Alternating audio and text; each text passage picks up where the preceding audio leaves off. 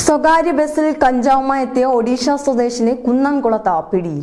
ഒഡീഷയിൽ നിന്ന് കഞ്ചാവുമായി എത്തിയ 45-കാരിയായ രേണു ബെഹ്റയാണ് കുന്നംകുളം പോലീസിന്റെയും തൃശൂർ ഡാൻസ ടീമിന്റെയും പിടിയിലായത്. ഇവരുടെ കൈവശമുണ്ടായിരുന്ന 2 ബാഗുകളിൽ നിന്നായി ഏകദേശം 4 കിലോയോളം കഞ്ചാവ് കണ്ടെടുത്തു. കഴിഞ്ഞ ദിവസം ഉച്ചയ്ക്ക് 2-ന് കുന്നംകുളം പുതിയ ബസ് സ്റ്റാൻഡിൽ വെച്ചായിരുന്നു ഇവരെ അറസ്റ്റ് ചെയ്തത്.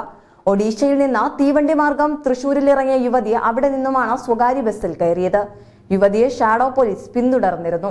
കുന്നംകുളം സ്റ്റാൻഡിൽ നിന്നിറങ്ങിയ ഇവരുടെ പെരുമാറ്റത്തിൽ സംശയം തോന്നിയ പോലീസ് തടഞ്ഞു നിർത്തി പരിശോധിക്കുകയായിരുന്നു. ഡാൻസ് എസ്ഐ വിജിത്തിന്റെ നേതൃത്വത്തിലുള്ള സംഘമാണ് പരിശോധന നടത്തിയത്.